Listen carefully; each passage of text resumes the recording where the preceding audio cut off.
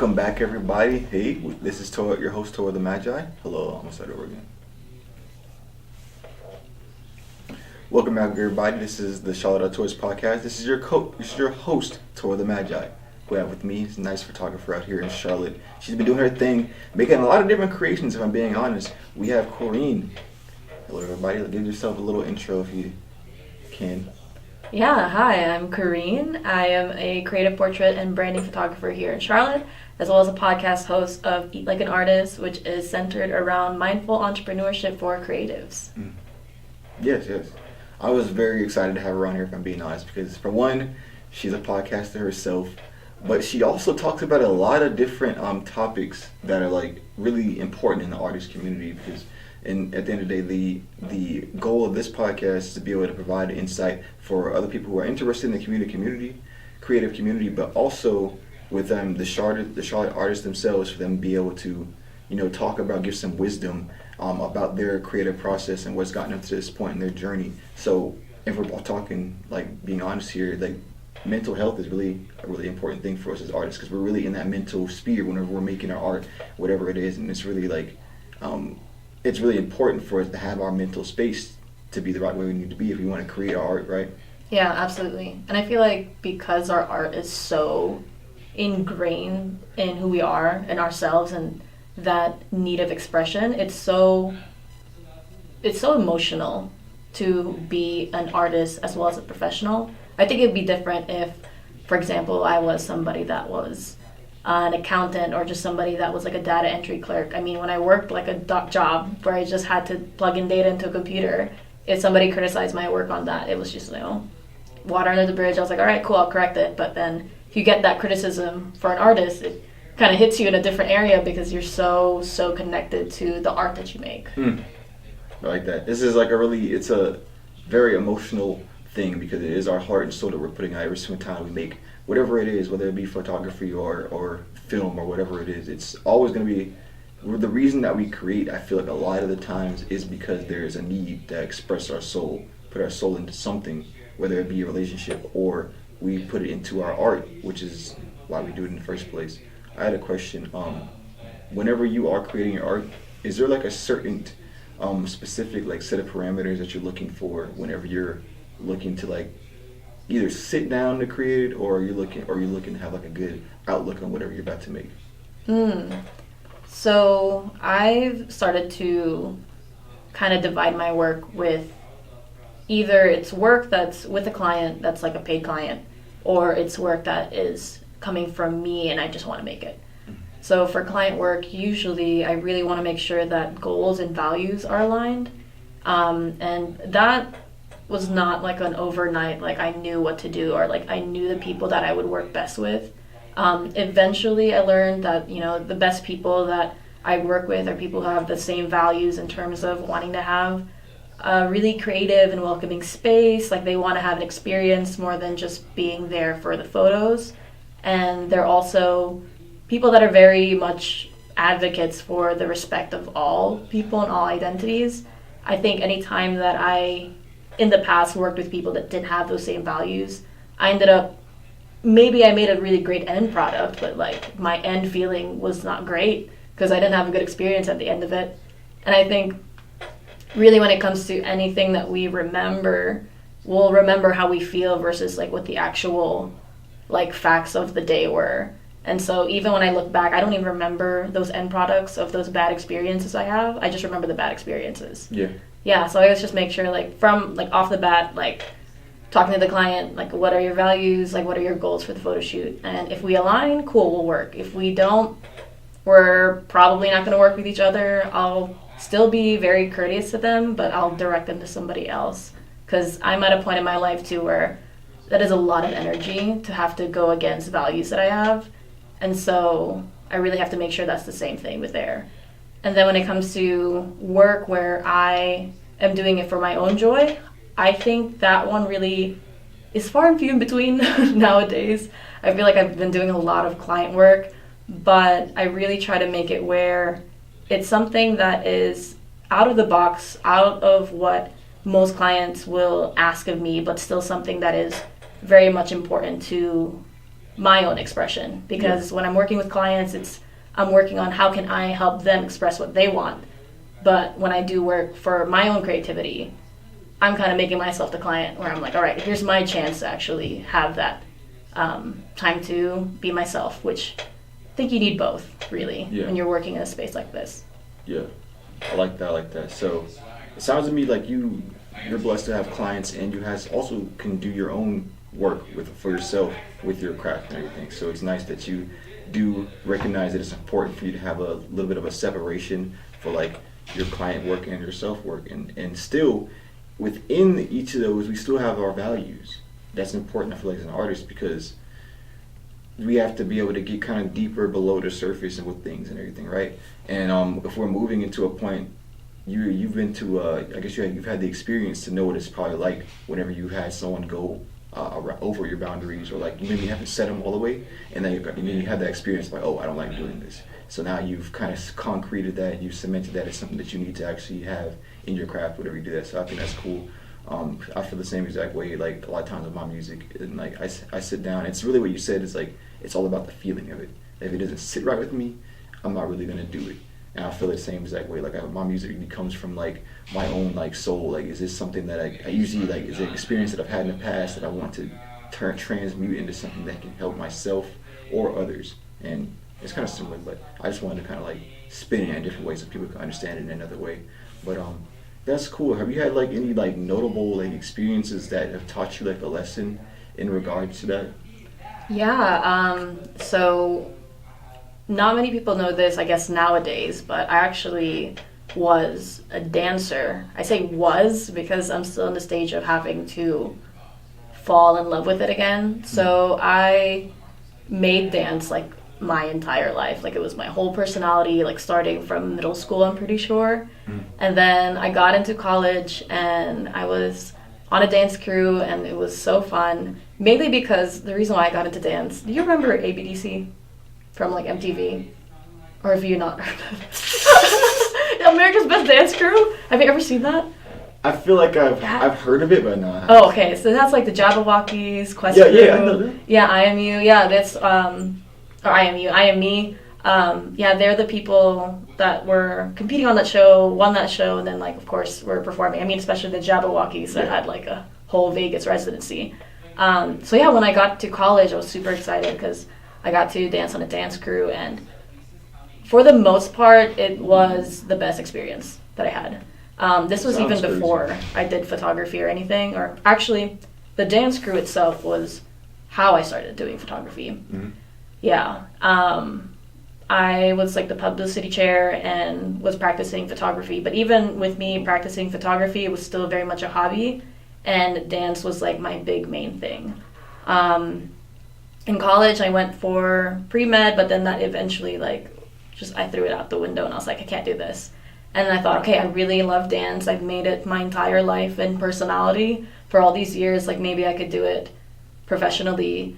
And long story short, I was friends with a person that didn't really, I guess, like encourage me or give me that welcoming space when it came to it. And I think it really sucked because it was somebody that I looked up to a lot. Yeah. But I was also at a stage in my life where, you know, I'm like this like 19, 20-year-old that has no idea how to set her boundaries or even understand that, hey, if I just people please all the time or just listen to what other people are saying and it doesn't resonate with me, that I'm not going to feel great at the end of the day. Mm-hmm. And so that, on top of like many other things too, at some point I also had a back injury as well, so there was a bit that I couldn't really dance. And then around the time that my back healed, I was going to start dancing again, the pandemic hit, so then the whole point of me being with a dance crew and connecting with people, of course, like we got into lockdown. And yeah, all those factors building on top of each other, I ended up getting burnt out with dance. And not even me not wanting to do it professionally, like I just didn't want to do it at all. Yeah. Yeah. And so I think when I started to have the idea of wanting to do photography professionally, I drew from that experience, though I still, of course, remember it fondly. Like, most of my dance memories are great. I still have to remember that I totally got burnt out of that. and I was literally thinking like I don't want to do that again Yeah. to myself. No, I like that. That's a different, like, there's a lot of ups and downs with the whole entire story and everything, but how you got into dance. And really what photography came out of, if what I'm hearing is that, like, it seems like the universe was like, yo, please switch out of this. Yeah. It's kind of, like, not the best for you right now. And, but I think it was just the circumstances from what I'm seeing. But, like, I do see you continuing to try to push that. It was kind of pushing you into photography. So that's cool. You kind of like learn something from that. Is there any like, what is like your favorite piece that you've made so far? Since that you moved out of doing those dances and everything, and like actually doing it professionally. Now you're in photography. Like, what is like been the experience you had doing that? What you're doing right now? Like, that's been like your best, like your favorite, right, so far, your experience. Oh my gosh, that's a big question. I feel like there's so many different ones that come to my head. But there was one that I really, really did like. So, like I said, like dance in general taught me a lot of hard lessons, but it also gave me a lot of great memories and great friends. And so I actually had one of my friends, and her name is Cynthia. Mm-hmm. She was actually a model for many of the shoots, but there was one particular shoot that I got connected through another college friend too, named Marisa. She knew somebody named Patrick who was like in, I think, Washington, D.C., Virginia, photographer. And then we got connected through Instagram. And he ended up traveling down to North Carolina, and I met him up at the Triangle area. And we did a shoot with Cynthia and his friend Teddy. And so it was like two like friends just like coming in to just go do a photo shoot together. We were like in the middle of the woods. Middle of the woods to the point that there was like this like massive orange spider. Like I was sacrificing my ankles at that point. But that shoot was super fun. I think mainly because all of us really took the time to travel to go collaborate with each other. And if I think about it, I think the time length was maybe like an hour and a half, but I feel like it was like way longer than that because it was just a great time. We had great music going on. The great thing is too, it sounds like we just showed up and did our thing, but me and Patrick had been planning the concept and like the meaning of it and the shots like for a couple of months at that point. So when we got to the day, like, we only had maybe like an hour and a half, but we were just like, go with each shot. And I think that was probably the best process. And the best thing about it too was that it was purely just because we wanted to connect and collaborate with each other, which, like I said, most of my work is client work, and I really love doing client work, but it's very refreshing to have those collaborations. So I think that reminds me the artistic part of being a photographer versus being super focused on like the business side. Yeah. And so having the balance of both have been really nice. Yeah, I love that. Cause like, I like that, what that kind of tells me is like what happens whenever you kind of get to a deeper level in your art, when you start to put like a meaning to it, like you like decide this is what the meaning of this thing, this piece of art is gonna happen. Like, cause I feel like the artists, maybe like in the Renaissance period, we had these different painters. They would put meanings. We wouldn't know them as a viewer, but they had a meaning in their head, and that's what allowed them, I feel like, to make like the best pieces. I feel, and it also means the most to you whenever you have a meaning of something. It can encapsulate that feeling that you have on the inside, and kind of allows you to. This is like the reason that we create, I feel, in the first place, is to bring this stuff that we can't see out here, outside, and that's really cool that you had that experience. I love that a lot. And another thing, when we're doing these like art pieces and they start to come together, we also think about like, is there anything else that we can do? Like one of the things that like I always think about as an artist, how multi-dimensional can you be? Because I feel like I'm not gonna say like, oh yeah, if you don't make music, you only make this type of painting. You could be a specialist in that. But I do think it's also a different skill when you're able to be multidimensional and doing different things across different mediums. And you as an artist, I feel like I've seen you do that a lot, like with the different things that you do. Like, how does that? What was your driver? It might come from you being a dancer at first, but like what has been your driver to kind of like branch out and do more things and just take pictures? Yeah, I think it's also because I was an indecisive child. I just found any sort of thing that I could make a hobby. I was just like, I'll just do it. And I think that also comes from my family, and especially my siblings. They're all very similar as well. Like, we'll all be apart from each other. We come back together, and it's just like, hey, I learned how to beatbox. It's like, oh, okay. It was just like, well, I learned how to create a robot. Like, it's like all these like random things. But I think we've always been so infinitely curious. And I feel like I don't even like really try to be multidisciplinary. I think it just kind of happens. And I actually really like the point that you gave, where a lot of times we put our label on ourselves, whether it's like, okay, you're a painter, like the only thing you do is paint. But I mean, it's like telling like a human being that they can only fit in one box, when like the entire world is so complex and there's a huge spectrum on every single thing that you can think of conceptually. Mm-hmm. And so why do we need to apply that to our art as well? And I think in being multidisciplinary and like having multidimensionals and having skills that are outside of what you usually think photography is, or like what you usually think music is, I think that makes you more unique and give you unique ways of expressing yourself. Yeah.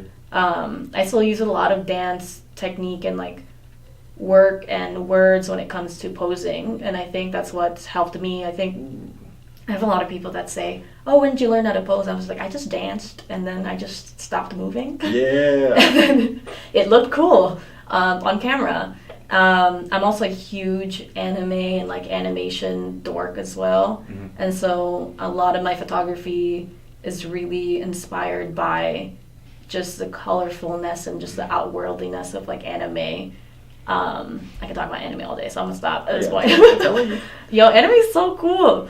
But yeah, I think that's where it comes out without me even realizing it. And I think that's where we have to really realize, just as people, we don't always have to draw inspiration from people who are just like us, in a sense where, you know, me as a photographer, I don't need to just look at the work of other photographers. Like, I could look at the work of Renaissance painters. I could look at the work of sculptures. What's the word? I think it's sculptors. Sculptors? Yes. There's a work of sculptors. And people who are spoken poets. I feel like the way that they can even describe a scene can inspire like a photograph. As like, you know, a lot of my photo shoots, I do like play music in it. Like, I came from a very musical family that loved singing and loved playing instruments. And so even if I'm not actively doing like, I don't say I'm like a music artist or a music maker, but I still appreciate that art form and still add it within the art form that I do. And I think mainly because all of that really centers around human experience and feeling. And if you can incorporate all that in one, it just makes the whole experience great. Like, honestly, that is the thing at the end of the day. What's going to make you feel good? Because there's already so many things that are so hard to deal with outside of the creative space. Like, why make the creative space hard as well? Yeah, I like that. I got like I was thinking about like the work that you put in the background kind of gets you to this point, because like you talked about like your multidimensionality really just came from you, just it was natural at some point, but still like you still not fighting that natural urge to do these things, and your mind state kept you able to get to this point where you're able to do that naturally in your business and your creation as well. And like one of the things that you usually talk about, and like I think about is really important as well. I try to, all my music revolves around me going through my own life, taking my journeys and my pitfalls and try to making them into something that can help people out. And like I feel like as artists, with us being in our heads so much and like creating things that are coming out of there, like we can always fall into those negative things, like anxiety, that depression. And I feel like you, I mean, as far as I can see, I feel like you're pretty put together. But regardless of where you think you are, what is that? Like, that's a lie. Yeah. But like, how did you get to this? How did you get to this point? And what can you give to another artist who is trying to balance their own issues within themselves that think are issues and still do their craft? Yeah, the short answer is therapy. But it's a very quick, like, you know, seems like a fix-all sort of thing. But realistically, like, I had to really do a lot of self-reflection and understand myself and understand, you know, not only like where do I get inspiration from, but what are things that don't like settle right with me, like what are things that anger me, what are things that upset me, all those like uncomfortable emotions. Because I think once we get comfortable with the discomfort, we could really find ourselves in artistic work that feels way more fulfilling. I think during that time when I was dancing, as much as I was having so many great memories and I had really great community to be with, I honestly did not like a lot of the pieces that I've made. And it's weird because I'll have, you know, friends that are super supportive and being like, oh, but it's really great. But I think I was in a space where I really wasn't connected with myself, which I can only really say now, like looking back into it. But it's something, again, that goes back to that whole feeling of like, all right, I may not know the steps, like 1, 2, 3, 4, like I don't know them, and I can't like necessarily like repeat it back to you, but I can remember the feeling of doing it. And a lot of those pieces that I made during that time that I just was not connected with myself, I was just very unhealed in general, or not even within that healing process. It just didn't feel good. It didn't feel great. I didn't feel fulfilled. And I think that's one of those things that led me to that burnout process as well. And it was actually, interestingly enough, that was in college when I actually started to go to therapy and start to actively work on the healing journey. Because again, like while we as artists, we identify a lot with the art that we make, we're still very complex human beings that have everyday worries and concerns, and, you know, life be lifing and be throwing some stuff at you. Life, my guy. Yeah, it just throws stuff at you that totally like gives you a curveball and makes you like pivot, and sometimes makes you pivot away from your art itself.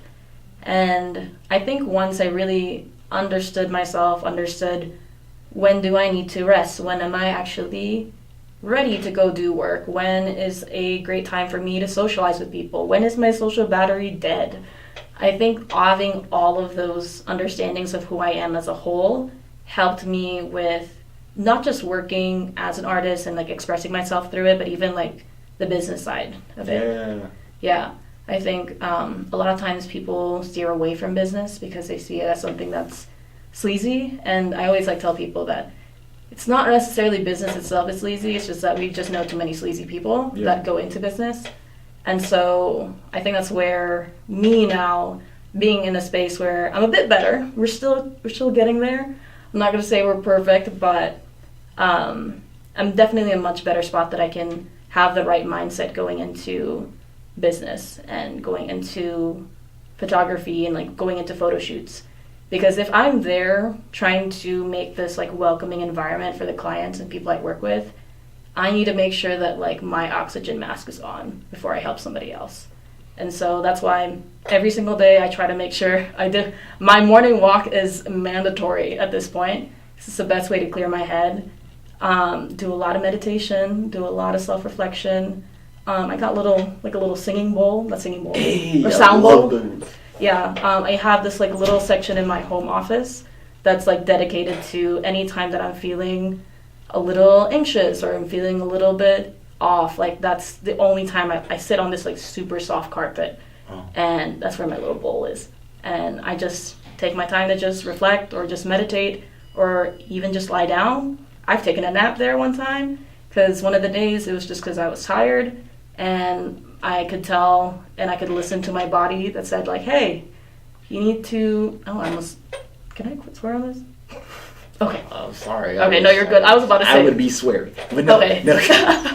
But I had to really, really, really sleep, and I should have. But I did. And I think that's where holding that space to be there for yourself on all fronts really just will help with every other aspect of your life. No, yeah, I feel you. Like, really, like, I see that you have gotten to the point, like, through the therapy, through the self-reflection or the meditation. Yeah, I'm an advocate for all of that. And to help you get to a point where you understand who you are and you can come into these spaces instead of just living outside of yourself. You can now, I think that, like health breeds more health in others. So if you want to have that health in your business, in your environment, you have to have the health within yourself so that you can then provide that to other people. You see that in your business, you can now make these experiences for people, and it's like a whole like trickle down effect that all what you put in yourself and what you get back out. And it's like that really does help. I'm glad that you brought that up because like I want to know like how has that helped you and how's that gone a little bit deeper into like your business side of things, like that journey of from dancing to really even probably before that, but dancing, then doing your art as a photographer, and then slowly transitioning from maybe just working a job for income, and then finally figuring out how to I can probably sprinkle a little bit more of income from my actual craft that I do love. Yeah.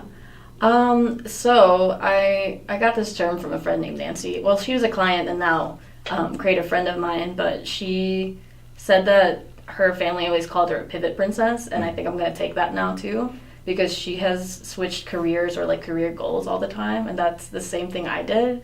And I think that's also because at that time where I just kept pivoting, I never really understood myself and who I was. For the longest time, I told myself I was going to be a doctor because that's what my family told me to do. Mm-hmm. And then once that dream was gone, I probably honestly thought I would be a professional dancer because my friends told me to, because I was like, you're good at it. And then I thought, well, let me just try this thing. Didn't work out, didn't like it. I've pivoted to so many random things. At one point I wanted to be a lawyer. At one point I was like in an internship for that sucked. At one point I wanted to do marketing, and then that was also a sucky job as well.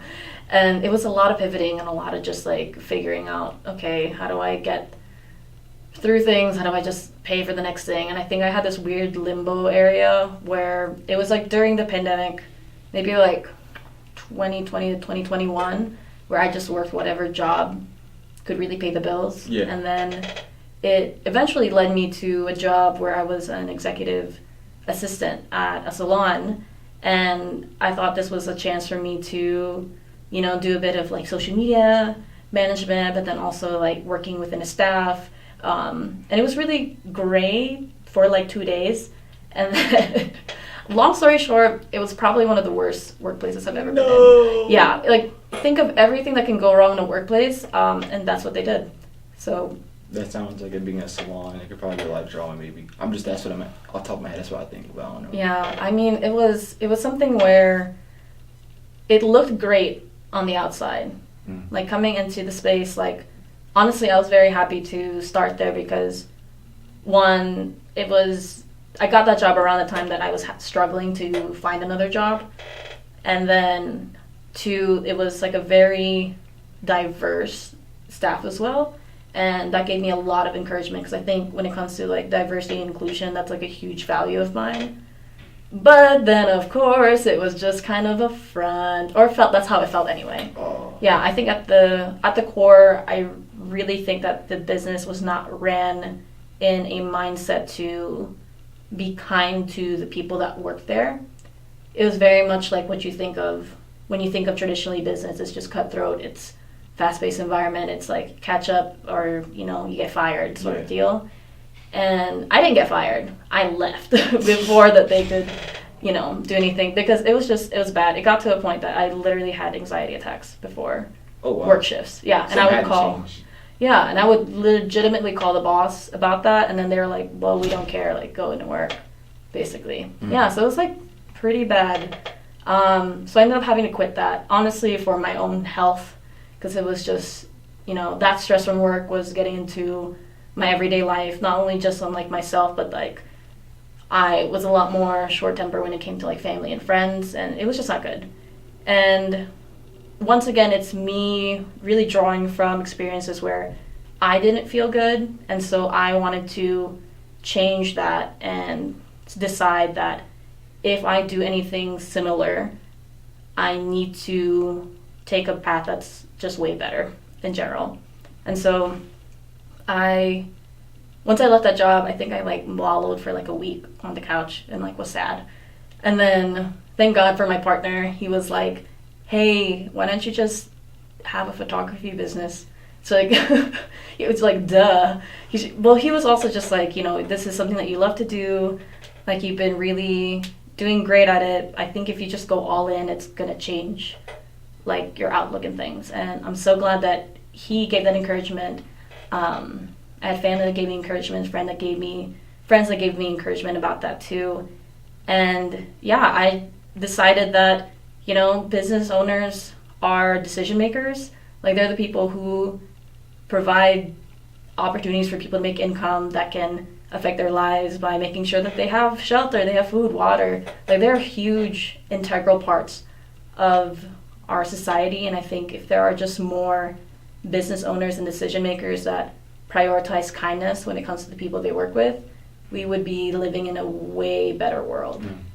And so I think that's where a lot of the inspiration is that, like, I just got tired.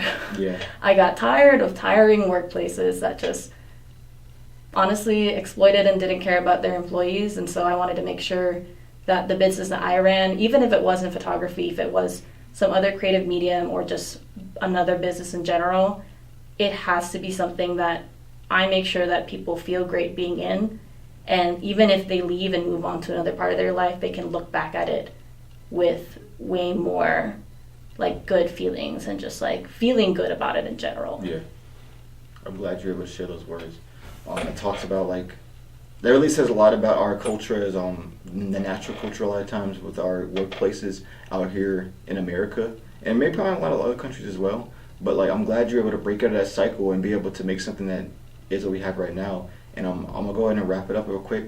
But thank you for sharing that, because I do want to ask, is there anything that you want the people to know about that's coming up soon, and also like where they can find you on socials? Yeah, I am super active on Instagram and TikTok. That is at Corine Olarte. That is CorineOlarte.